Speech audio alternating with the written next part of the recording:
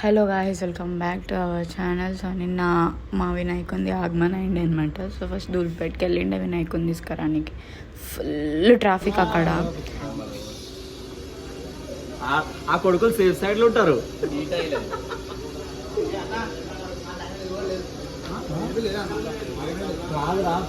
అన్న కష్టపడి పాపం ఇప్పుడే రెస్ట్ కూర్చున్నాడు పాపం. అన్న ఏమైనా తెచ్చియాలా?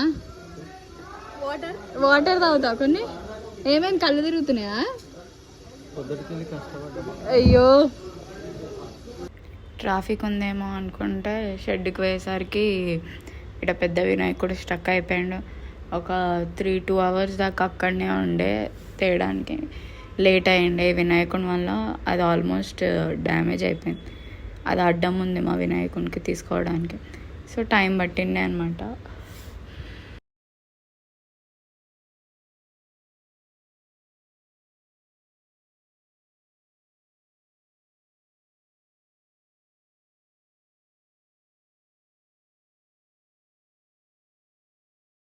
ఏం టైంపాస్ కాకపోతే పిచ్చిదానిలో వీడియోలు తీసుకుంటూ కూర్చొని ఆ వినాయకుడు ఇంకా వెళ్తలేడు అని చెప్పి కూర్చొని ఆకలిస్తుంది ఫుల్గా మాకు అని చెప్పి సమోసాలు తెచ్చుకొని తిన్నాం.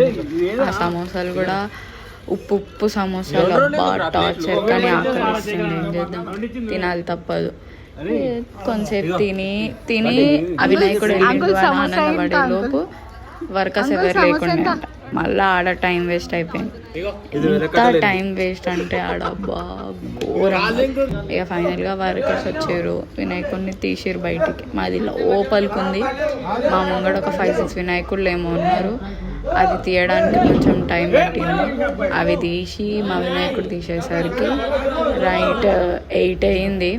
ఇక ఇంటికి పోయేసరికి 10-11 అయింది. 11 o'clock అట్లా ఆగమని చేసిండే అనమాట. తీయడానికి ఎంతమంది, అబ్బా ఘోరం. చుట్టుముట్టు వినాయకులు ఉండే కాబట్టి కష్టమైంది కొంచెం.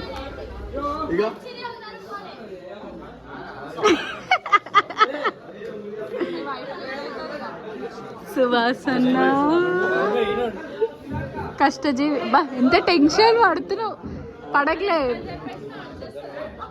ఆగం మనిషి. బండంకి ఇప్పుడు దండ వేసాక బండి మిగిలితే కదా, బండంకు దండ దూరపు పెట్టేస్తాం, కలిపేసి అయిపోతుంది.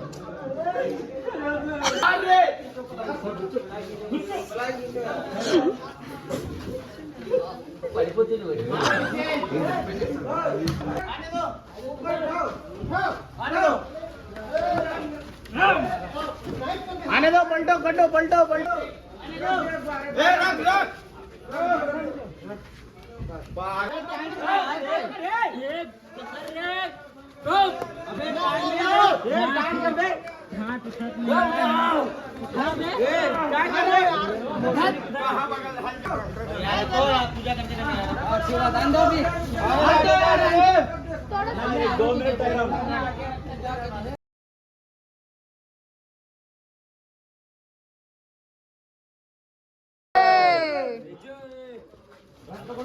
जाने दो ऐसे शेर को मुंह देख के అప్పరా ఇప్పుడు కళ్ళ ఇట్లా ముఖం కప్పుతారు. ఇట్లా వాన పడితే అసలు పోయేటప్పుడు కూడా అట్లా తీసుకోవద్దన్నా. కళ్ళ కాదు ముఖానికి కడతారు.